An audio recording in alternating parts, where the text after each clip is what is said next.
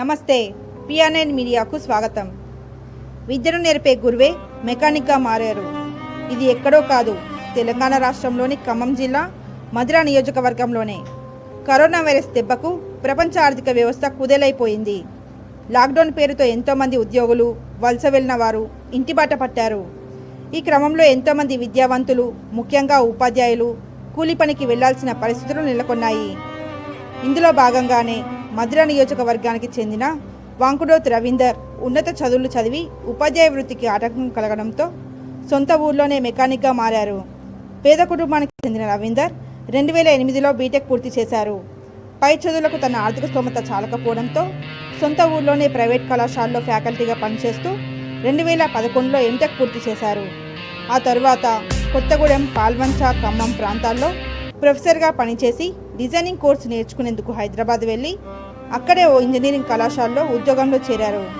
ప్రస్తుతం కరోనా మహమ్మారి వ్యాప్తి చెందుతున్న నేపథ్యంలో లాక్డౌన్ కారణంగా విద్యా వ్యవస్థలు మూతపడిన విషయం తెలిసిందే.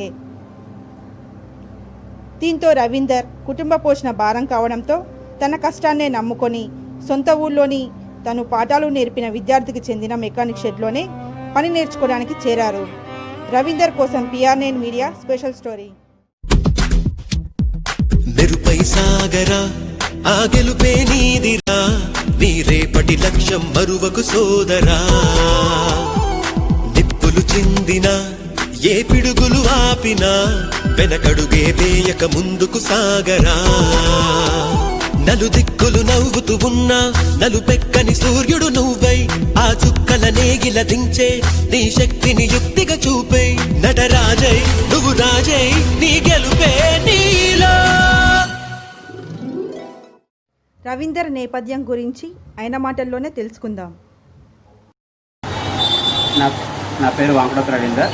నేను బీటెక్ ఎంటెక్ పూర్తి చేశాను.